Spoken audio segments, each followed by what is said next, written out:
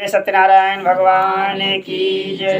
शांताकारं भुजगशयनं पद्मनाभं सुरेशं विश्वाधारं गगनसदृशं मेघवर्णं शुभांगं लक्ष्मीकान्तं कमलनयनं योगिविद्यानगण्यं वन्दे विष्णु भवभैरं सर्वलोकैकनाथं सर्वलोकैकनाथं। बोले सत्यनारायण भगवान की जय। बोले विष्णु भगवान की जय। बोले गणेश जी महाराज की जय। बोले आज के देवताओं की जय। सब कहाँ चाहिए। आज है पूर्णिमा तिथि। कार्तिक स्नान का जो है पूर्णमासी व्रत का जो तिथि आज ही है पूर्णमासी की। हाँ, तो भगवान की जो कथा है सत्यनारायण की, उदित तिथि में व्रत नहीं होता है, व्रत आज ही होता है। ठीक है, कल नहीं। एक समय नैमिषारण्य तीर्थ में शौनकादिक जो 88,000 ऋषि हैं वो इकट्ठा हुए और उन्होंने श्री सूत जी ऋषि थे, उनसे पूछा कलयुग में वेद विद्या रहित भक्ति किस प्रकार मिलेगी, उनका उद्धार कैसे होगा, सब कथा मुझे कहो हे मुनि श्रेष्ठ, मैं सुनना चाहता हूँ। ये गिर जाता है। हाँ? वाह।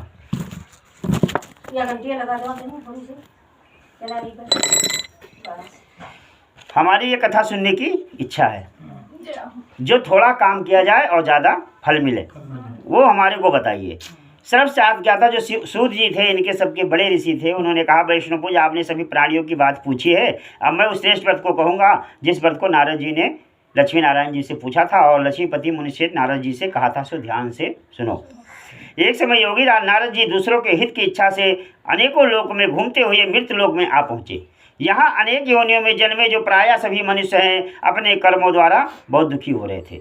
उनको देखकर उन्होंने सोचा क्या प्रयत्न किया जाए जो इनके दुख थोड़े से कार्य करने से, पूजा पाठ करने से दूर हो सके। ऐसा सोचकर वो विष्णु लोक को गए जहाँ श्वेत वर्ण 4 भुजाओं वाले ईश नारायण, जिनके हाथों में शंख चक्र गदा पद्म और तथा वनमाला पहने हुए थे, उनको देखकर नारद मुनि जो है उन्होंने नमस्कार किया। जब नारद मुनि ने उनको नमस्कार किया तो भगवान नारायण कहते हैं, हे नारद आपका यहाँ आने का कारण बताओ, आपका किसी कारण के बिना आगमन नहीं होता है। तो नारद जी कहते हैं, इस बार स्तुति सुनकर जब भगवान विष्णु ऐसा कहे तो भगवान नारद कहते हैं, हे प्रभु आपका आदि अंत जो कुछ है आपका कोई नहीं जान सकता।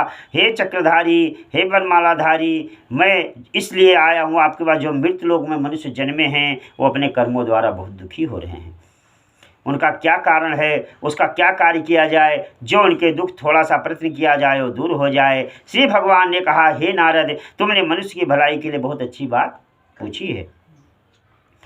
मैं उस काम को बताऊंगा जिससे सभी मनुष्य जो हैं अपने कष्टों और मोह से छूट जाता है। मैं कहता हूँ ध्यान से सुनो।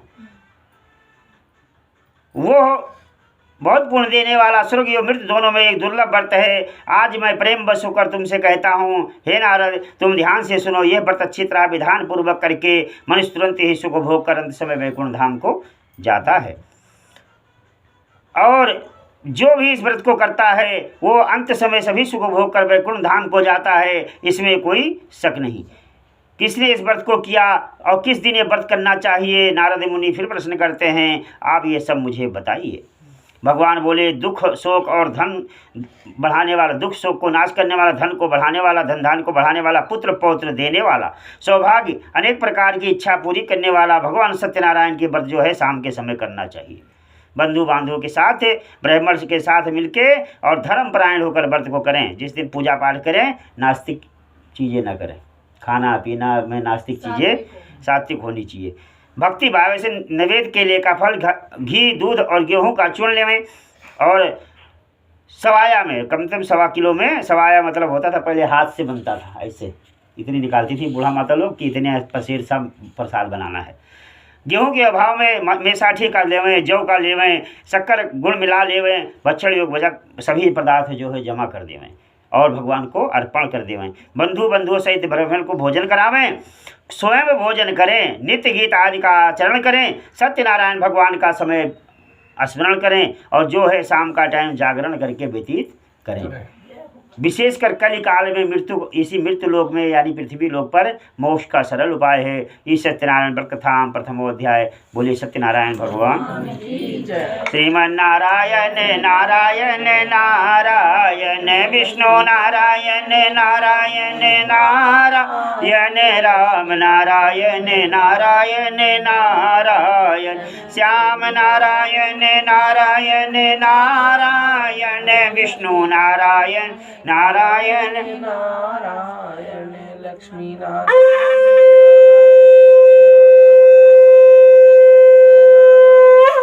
बोले सत्यनारायण। भगवान की जय। उस चढ़ा दो पहले ये जो चढ़ा दिया वो। ठीक है। इसलिए द्वितीय अध्याय सत्यनारायण व्रत कथा। सूत जी बोले, हे ऋषियों, जिसने पहले समय में इस व्रत को किया है उसका इतिहास कहता हूँ, ध्यान से सुनो। सुंदर काशीपुरी नगरी में अत्यंत निर्धन ब्राह्मण रहता था। भूख प्यास से बेचैन हुआ नित्य पृथ्वी पर घूमता था। ब्राह्मणों से प्रेम करने वाले भगवान ने ब्राह्मण का रूप धर आकर उसके पास आदर से पूछा, हे विप्र, तुम नित्य इस पृथ्वी पर क्यों घूमता है? तो जो भिक्षा मांगने वाला ब्राह्मण है वो कहता है, एक मैं निर्धन ब्राह्मण हूँ, ये भिक्षा मांग के मैं ही अपना परिवार पालता हूँ, इसीलिए इस पृथ्वी पर घूमता हूँ। तो वृद्ध ब्राह्मण के रूप में आए भगवान सत्यनारायण ने से उसने सवाल किया, भिक्षा मांगने वाले, अगर इसका कोई आप उपाय जानते हो कि कष्ट कट जाए तो आप मुझे बताइए। भगवान सत्यनारायण ब्राह्मण के रूप में आए हुए थे। वो ब्राह्मण को बताए कि तुम सत्यनारायण भगवान का व्रत कर, उनका विधान से पूजन कर, तो तेरे जो कष्ट हैं ये सब छूट जाएंगे। भिक्षा मांगने वाले ब्राह्मण ने शाम तक वही जब वहाँ भिक्षा मांगा और जो ब्राह्मण आए थे सत्यनारायण वहाँ से चले गए, अंतर ध्यान हो गए। तो ब्राह्मण ने संकल्प किया, जो भी हमें ग्राम में लकड़ी ये भिक्षा मांगने से धन मिलेगा उससे मैं सत्यदेव का कल पूजन करूँगा। ऐसा संकल्प करने के बाद सवेरे उठा, जब वो भिक्षा मांगने के चला उस रोज उसको भिक्षा में बहुत सा धन मिला। जब भिक्षा में धन मिला तो उसने सभी सामान भगवान के सामग्री इकट्ठा किया, परिवार और बंधुओं को बुलाया और उसने भगवान सत्यनारायण का विधि पूर्वक विधान से पूजन किया, व्रत किया, प्रसाद ग्रहण किया। तो सभी प्रकार के कष्ट से छूटकर सभी संपत्तियों से युक्त हुआ। अंत समय वैकुंठ धाम को गए। ये नहीं कि राजा बना, लेकिन घर भिक्षा मांगने का जो धंधा है वो तो छूट गया। मेन चीज़ ये, उसी समय से जो ब्राह्मण है वो हर माह भगवान सत्यनारायण का पूजन करने लगा और वो हर महीना पूर्णमासी और संक्रांति को भगवान सत्यदेव का पूजन करने लगा। और उसी समय कहते हैं जब विप्रों ने फिर सूत जी से पूछा कि उस ब्राह्मण से कथा किस किस ने सुना और किस किस का उद्धार हुआ। ऋषि बोले, हे मुनीश्वरों, मैं कथा कहता हूँ, ध्यान से सुनो। एक समय वो ब्राह्मण श्रद्धा भक्ति के साथ जो है भगवान सत्यनारायण का व्रत कर रहा था। उसी समय वहाँ एक लकड़ी बेचने वाला लकड़हारा आया। बाहर लकड़ियों को उसने रखा, भगवान सत्यदेव का पूजन हो रहा था। जाके उसने देखा, क्योंकि उसको प्यास लगी हुई थी। उसने जाके जब ब्राह्मण को कथा होते देखा तो उसने ब्राह्मण से सवाल किया, आप क्या कर रहे हो? ब्राह्मण कहा कि मेरे यहाँ भी भगवान सत्यनारायण की कृपा से ही सब धन धान युक्त हुआ है, मेरे यहाँ इन्हीं की कृपा से सब कुछ युक्त हुआ है। तो लकड़हारा कहता है, आप भी मुझे बताइए, क्योंकि मैं एक गरीब ब्राह्मण हूँ, गरीब लकड़ी बेचने वाला हूँ, मैं लकड़ी बेचकर अपना धंधा करता हूँ, इसलिए आप मुझे ये सब विधान बताइए, मैं सत्यदेव का व्रत और पूजन करूँगा। चरणामृत लिया लकड़हारे ने, प्रसाद ग्रहण किया और अपने नगर को चला। अपने घर पहुंचा। रात में उसने संकल्प किया कि हम लकड़ी बेचने से जो भी धन कल मिलेगा सत्यनारायण का व्रत करूंगा। सवेरे उठा, लकड़ी बेचने के लिए चला। जिस नगर में धनवान लोग रहते थे वहां गया। उस दिन उस लकड़ियों का दाम उसे 4 गुना मिला। लकड़ियों का दाम लेकर सभी प्रकार भगवान की जितनी सामग्री थी, पक्के केले की फली, शक्कर, घी, दूध, दही, चूर्ण, जितना सामान था इकट्ठा किया और उसने अपने सभी भाई बंधुओं को बुलाया। भगवान सत्यदेव का उसने व्रत किया, पूजन किया और जागरण किया। तो उसने भी अनेक प्रकार के संपत्ति से धन पुत्र से युक्त होकर अंत समय वैकुंठ हो गया। इसी सत्यनारायण व्रत था द्वितीय अध्याय। बोले सत्यनारायण भगवान की जय। श्रीमन्नारायण नारायण नारायण विष्णु नारायण नारायण नारायण राम नारायण नारायण नारायण श्याम नारायण नारायण नारायण बद्री नारायण नारायण नारायण सत्य नारायण नारायण